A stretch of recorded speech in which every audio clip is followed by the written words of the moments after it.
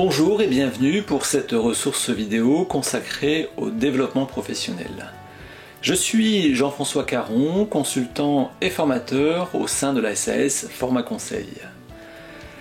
L'objet de mon intervention, de mon propos, concerne l'exercice du pouvoir en entreprise. Qu'en est-il en effet à ce propos? De quoi avons-nous besoin pour accroître notre pouvoir? Ou alors, faut-il y renoncer pour vivre paisiblement sa vie professionnelle? Je vous propose à ce titre quelques points de réflexion, de repères même j'espère, pour aborder sereinement le pouvoir au sein d'une organisation et finalement vivre mieux les relations hiérarchiques. Car en effet, l'évocation du pouvoir s'accompagne parfois de quelques préjugés, voire à envisager ce pouvoir comme l'expression d'une domination. Disons-le de suite, dominer n'est pas gouverner. La domination n'a rien à voir avec le pouvoir, ou plutôt elle est son dévoiement. Le pouvoir dont il est question dans mon propos dépasse la dimension hiérarchique en se présentant comme une source de progrès pour chacun, tant pour celles et ceux qui exercent ce pouvoir que pour les personnes qu'il vise. Le pouvoir se distingue également selon sa source. Celle-ci peut être statutaire, compte tenu du positionnement au sein de l'organisation. Le management est la concrétisation de ce type de pouvoir. Il peut être également fonction, ce pouvoir, d'une reconnaissance à partir d'expériences validées ou de diplômes obtenus. Cette forme de pouvoir, elle, appartient plutôt aux experts. Définir le pouvoir cependant à partir de sa source n'est pas suffisant pour cerner au mieux ce qui le caractérise.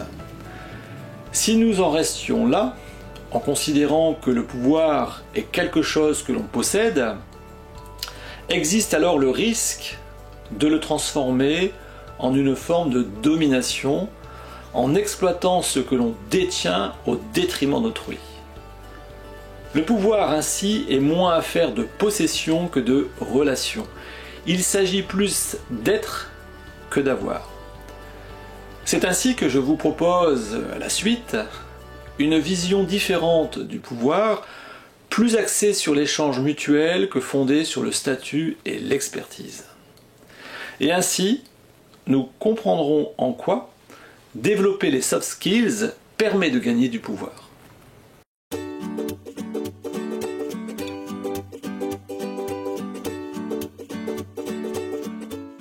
Au-delà de sa source, le pouvoir est une capacité, celle d'être la cause d'effets durables. Exercer du pouvoir, c'est être en mesure de créer de la nécessité là où il n'y en a pas, ou de transformer une causalité existante. Prenons un exemple pour illustrer ce point fondamental. Nous voici dans une entreprise lambda où le processus de vente se traduit par l'envoi automatisé de factures à la clientèle dès lors que l'expédition vers le client est validée. Nous relevons donc ici une causalité résultant d'un process automatisé. Disposer d'un pouvoir sur ce point, c'est être capable finalement de réviser ce processus, de le modifier, de le transformer, ou pourquoi pas de le remplacer. Deuxième exemple, quant à créer cette fois-ci de la nécessité là où elle n'existe pas. Imaginons une entreprise pour laquelle les contacts commerciaux sont bien plus le fruit du hasard, au gré de rencontres inopinées avec des personnes qui, éventuellement, deviendront des clients. Aucune démarche prospective n'est développée au sein de cette entité. Ainsi, exercer à ce niveau un pouvoir, c'est initier une stratégie commerciale en fixant des objectifs et en allouant des moyens afin d'encadrer les relations entre l'entreprise et son environnement et ainsi, espérons-le, accroître le portefeuille de clients. Dans ces deux exemples que je viens de présenter, le statut et l'expertise sont certes nécessaires pour agir, mais ils ne suffisent pas pour transformer durablement le réel.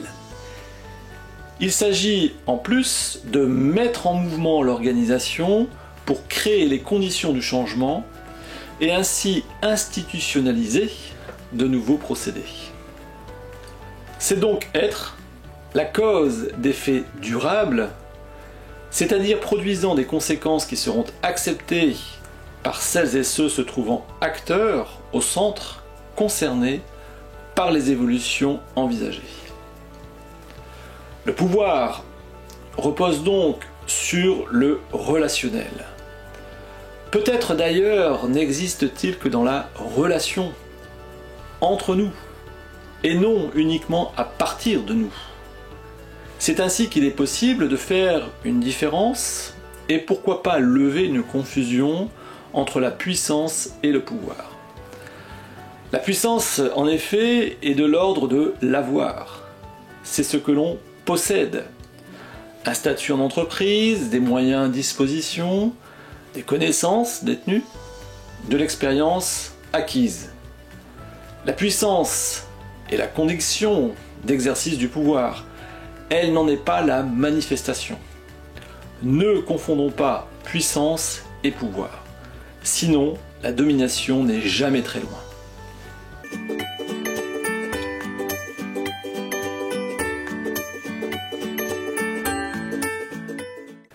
Considérant que le pouvoir n'est pas la puissance, même si celle-ci lui est nécessaire, inscrivant le pouvoir dans la relation et non dans la possession, nous sommes dès lors en mesure de développer nos capacités à exercer ce pouvoir, ceci grâce aux soft skills. Les soft skills correspondent aux compétences comportementales dont une partie contribue au développement de relations de qualité au sein d'une organisation. Il existe tout un certain nombre de soft skills que l'on peut distinguer par grandes catégories entre l'autonomie, l'adaptabilité, la créativité, la critique constructive. S'agissant de l'exercice du pouvoir, les soft skills portent particulièrement sur l'empathie, l'écoute active et la confiance. Tout ce qui finalement est de nature à favoriser toute dimension relationnelle. L'empathie, premièrement, afin de comprendre quelles sont les contraintes des personnes auprès desquelles on exerce du pouvoir. L'écoute active, ensuite, pour recevoir sans filtre, sans préjugés, des arguments ou des propos contradictoires qui finalement enrichissent notre réflexion sur la façon de manifester le pouvoir. Et enfin, la confiance. Sur ce dernier point, la délégation est centrale. Exercer le pouvoir, ce n'est pas le détenir, mais le partager. Ceci pour une raison simple. Il est impossible à chacun d'être omniprésent ni omniscient. La délégation est ce qui permet d'accroître son influence au sein d'une organisation sans être présent partout, ni sachant tout.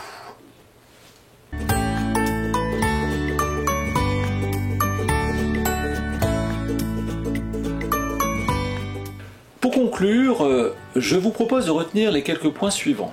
Premièrement, le pouvoir se définit moins par sa source que par son exercice. Deuxièmement, la puissance n'est pas le pouvoir, elle est sa condition pour l'exercer.